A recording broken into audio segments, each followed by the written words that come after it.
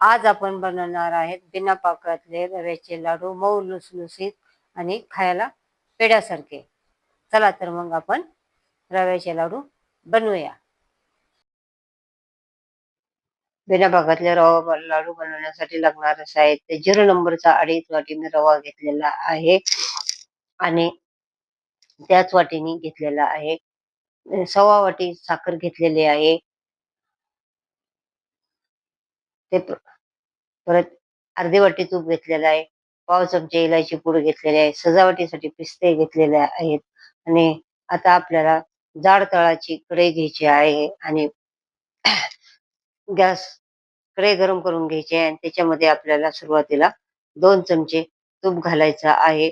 तूप थोडंसं गरम होऊन द्यायचं आहे आणि त्याच्यामध्ये आपल्याला हा रवा चांगला परतून घ्यायचा आहे. रवा असा कंटिन्यूस हलवत राहायचा आहे आणि कमी गॅसवरती रव्याचा गॅस कमीच ठेवायचा आहे. कमीच गॅसवरती रवा 15 ते 20 मिनिटं परतून द्यायचा आहे. 15 मिनिटं लागले तरी चालेल. जेवढा रवा चांगला भाजला जाईल तेवढे लाडू तुमचे चांगले राहतात. रवा जर कच्चा राहिला तर लाडू खायला कचकच लागतात. अशा प्रकारे आता मी जे राहिलेले आपल्या तूप आहे ते थोडे-थोडे घालून याच्यामध्ये तूप घालायचं आहे आणि अधून-मधून हलवत राहायचं आहे. आता आपल्याला याच्यामध्ये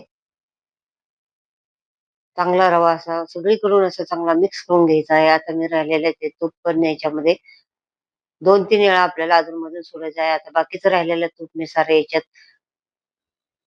टाकत आहे आणि चांगलं मिक्स करून याच्यामध्येच पिठी साखर आपल्याला मिक्स करायची आहे आणि पिठी साखर मिक्स केल्यानंतर 2-3 मिनिटं चांगलं मिक्स करायचं आहे आणि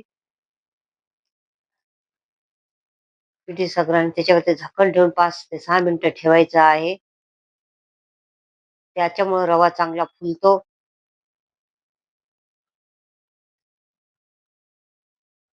अशा प्रकारे त्याच्यानंतर आपल्याला रवा काढून मिक्सरच्या भांड्यात घ्यायचा आहे. आता एकदम नाही घ्यायचा, 2-3 वेळा थोडा-थोडा करून रवा मिक्सरच्या भांड्यातून काढून घ्यायचा. बघा अशा प्रकारे मिक्सरच्या भांड्यातून रवा काढायचा आहे. थोडासा सुट्टा करून घ्यायचा आहे आणि बघा हाताला पण असं केलं तर बाइंडिंग येते आहे. आणि याच्यामध्ये जर तुम्हाला जर प्रॉब्लेम आला तर याच्यामध्ये थोडंसं तुम्ही तूप घालू शकता गरम करून.